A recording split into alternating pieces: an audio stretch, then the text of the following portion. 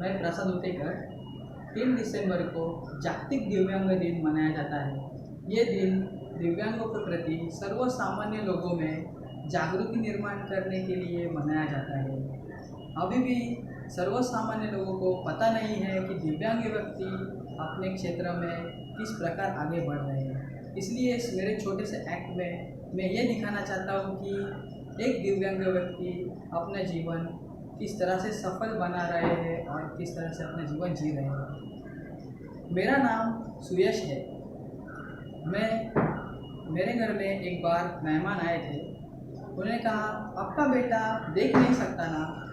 तो मेरे पापा ने कहा, हाँ, मेरा बेटा देख नहीं सकता, लेकिन वो एक जगह पे काम कर रहा है और काम करते करते अपनी पढ़ाई भी कर रहा है। काम करते करते ये पढ़ाई भी कर रहा है। ऐसे ही बात करते करते उनकी नज़र हमारे शोकेस के अंदर के ट्रॉफियों पे चली जाती है। तो वो कहते हैं कि सारी ट्रॉफीज़ किसकी है? तो मेरे पापा कहते हैं कि ये सारी ट्रॉफीज़ इसकी है। इसने 2017 में दिल्ली टू मुंबई साइकिल चलाया था और इनके टीम का नाम लिम्का बुक रिकॉर्ड में आया था।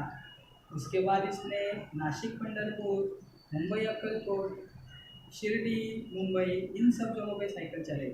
इतना ही नहीं, इसके बाद इसने पढ़ाई के साथ साथ अन्य चीज़ें भी सीख ली, जैसे कि कंप्यूटर चलाना हो, एंड्रॉयड फ़ोन चलाना हो।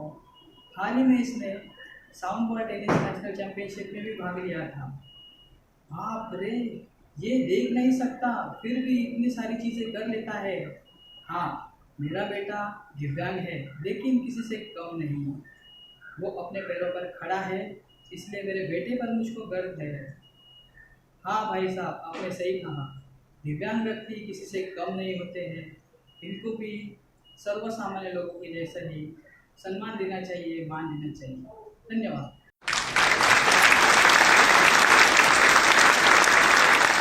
नमस्कार, मैं धीरेन्द्र दड़वी कल्याण से।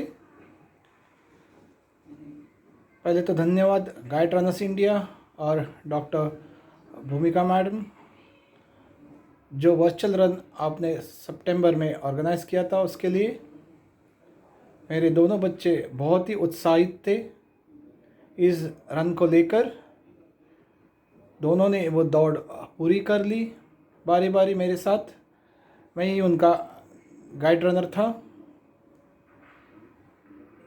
मेरा बेटा प्रथमेश, जो 2016 में उसका किडनी ट्रांसप्लांट हुआ, मैं ही उसका डोनर हूँ। उसके बाद ही उसकी फ़िटनेस जर्नी शुरू हुई, क्योंकि ऑपरेशन के बाद उसका बीपी और शुगर लेवल बढ़ने लग गया। फिर डॉक्टर की सलाह के बाद मैंने उसकी रनिंग शुरुआत की। तो पहले चलना, फिर जॉगिंग, ये करते करते वो आज 5 से 7 किलोमीटर बिना रुके दौड़ लेता है, लेकिन अपने स्पीड से। उसके बाद उसका बीपी और शुगर लेवल कंट्रोल में हो गया और अभी भी वो अपनी रनिंग और व्यायाम, शरीर का व्यायाम जारी रखा हुआ है उसने। लॉकडाउन के कारण दोनों को ही अंदर ही रनिंग और व्यायाम करा देता हूँ, तकरीबन 30 से 40 मिनटें। दूसरी बात भी तो कि यही एक अड़चन है कि उनके साथ हमेशा कोई भी रहना चाहिए। इसलिए मेरी विनती है सभी गाइड रनर्स को कि अपने अपने रनर्स को हफ्ते में एक बार उनके साथ रहिए। और मेरे दोनों बच्चों की अचीवमेंट ये है कि बेटा जो पहले कभी नहीं दौड़ सकता था, वो आज दौड़ रहा है, और बेटी जो पहले स्विमर है और बाद में रनर बन गई। उसके अचीवमेंट्स है, उसने नेशनल्स महाराष्ट्र के लिए रिप्रेजेंट किया है, और लेकिन इस लॉकडाउन के कारण उसकी स्विमिंग ही बंद हो गई है। तो जो फिटनेस स्विमिंग को मेंटेन करने के लिए वो घर में ही व्यायाम करती है और दौड़ लगाती है। मेरे सभी दृष्टिबाधियों के लिए यही एक संदेश है कि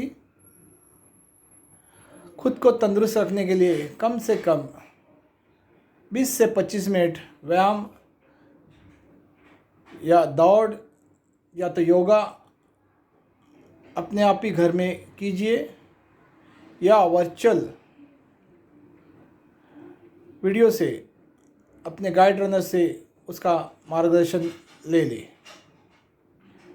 फिर एक बार गाइड रनर्स इंडिया और भूमिका मैडम, जो आप ये कार्य कर रहे हैं दृष्टिबाधितों के लिए, फिटनेस, योगा और दौड़ के लिए, उसके लिए बहुत बहुत धन्यवाद। जय हिंद।